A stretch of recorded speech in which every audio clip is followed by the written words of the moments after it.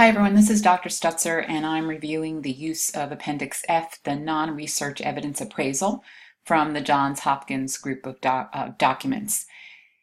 You've looked at your evidence and it doesn't match or it doesn't meet the criteria for being a research study. However, it is evidence that supports the question or the intervention that you're looking at. So we're going to go through and just think about, again, filling out the form in order to validate the evidence level and the quality that you have determined. So just like in Appendix E, you will fill out the top, the article title, and again, we're not worried about APA format for this, the author, the journal. Those are the elements that you would have in an APA citation anyway, publication date. And number you will not be using. You would only use that if a group of you were doing topic and you were just trying to track the various studies easily without having to use the full name. If the evidence didn't address the evidence-based question, it would not be useful to continue. So the first thing is you might have a question where there are practice guidelines or some sort of position statement. So if you're using practice guidelines, for example, something related to pain management or some sort of position statement from a particular nursing group, you would be now evaluating to see were the types of evidence included identified, were appropriate stakeholders involved in the development of the recommendations, are groups to which the recommendations apply and do not apply clearly stated, have biases been eliminated? Does each recommendation have a level of evidence stated, and are the recommendations clear? So things like the Heart Association recommendations, even the American Association of Critical Care Nurses, their practice alerts have this information there.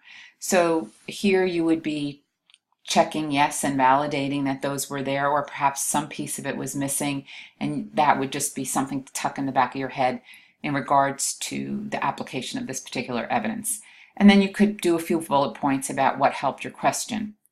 And then you would look at quality, right? So this identified level 4, and then what is the quality? And you would complete on the following page. And let's keep going. These are all level 5s. You would go now to here where the quality rating for the guidelines is and review what constitutes high quality, good quality, or low quality. So if it's officially sponsored by a professional or public or private organization, if there's evidence of a systematic lit review, etc., etc. So you need to go through and take a look for level 4, and then you would make your decision about whether it was high, good, or low quality. As long as I'm on this page, and to keep from linking back and forth, when you start looking at your various level 5s, and we'll go back to those in a moment, again, you would use the same process. So whatever level 5 it was, whether it was from the organization, whether it was case reports, literature reviews, this is how you would determine quality. And then just to go back, I'm going to try to move slowly so you don't all need Dramamine by the time you get done reviewing this. Okay, and we're just about there. Okay, so let's say that you found a good literature review or an integrative review, then those are considered level 5. And again, a level 4 or level 5 does not mean that it's not useful for you to apply to your evidence-based change.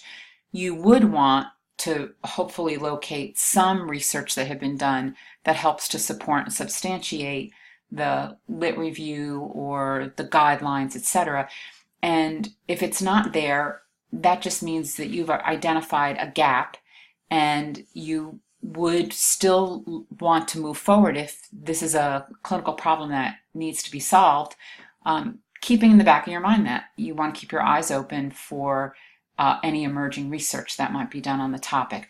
So lit reviews and integrative reviews are useful, and they're useful because they do take and cull from the literature what's there. Again, making sure that things are clearly stated Are most of the sources within the past 5 years or classics? And as we've discussed, sometimes something has not been studied for a long time, or we see systematic reviews where, and lit reviews where they're looking at literature from a particular period of time. Was there an analysis? Are there gaps? Do they identify gaps? Do they make recommendations for future study?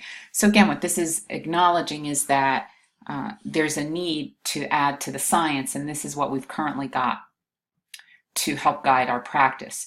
It might be expert opinion, one or more individuals. So have they published and presented on the topic? Is it based on science? Is it clearly stated?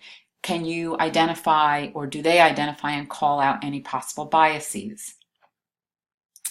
And then sometimes information comes from organizational experience, and some of you are finding those when you're looking at some of your intervention studies. There's a Journal of Nursing Care Quality, and a lot of times they'll publish organizational experiences with applying evidence and looking at how they made systematic changes in their organizations.